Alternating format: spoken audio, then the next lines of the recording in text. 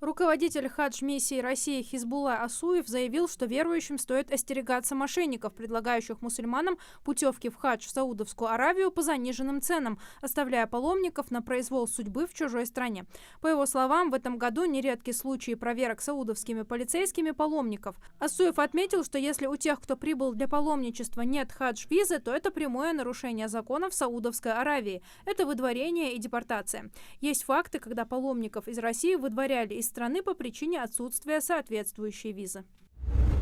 Власти Назрани борются с несанкционированными свалками. Административная комиссия привлекает к ответственности нарушителей санитарного состояния города. В городе также размещают дополнительные камеры видеонаблюдения для контроля за чистотой. Администрация устанавливает новые урны по проспекту Базоркина и во дворах многоквартирных домов. В этом месяце во Дворце спорта «Магаз» имени Берда Евлоева планируется проведение вечера бокса, посвященного столетию ингушской государственности. Для этой цели в регион прилетели знаменитый менеджер, организатор матчей профессионального бокса Владимир Хрюнов и известный боксер-профессионал Кевин Джонсон. С участием Кевина Джонсона также запланированы мастер-классы в Магасе и Карабулаке.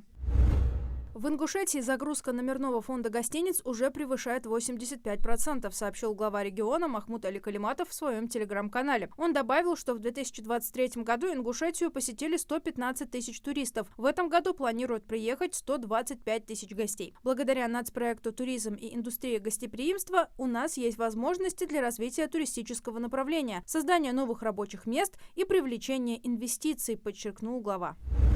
Президент России Владимир Путин, подводя итоги заседания Совета по науке и образованию, заявил, что подпишет указ об утверждении приоритетных направлений научно-технического развития России. В пояснительной записке отмечается, что законодательный акт уже готов и вскоре будет подписан. Незадолго до этого Путин на встрече с ведущими учеными в Дубне заявил, что страна открыта для международного сотрудничества в области науки. По словам президента, Россия заинтересована в том, чтобы ученые, которые работали за рубежом, продолжили свои профессиональные исследования на родине.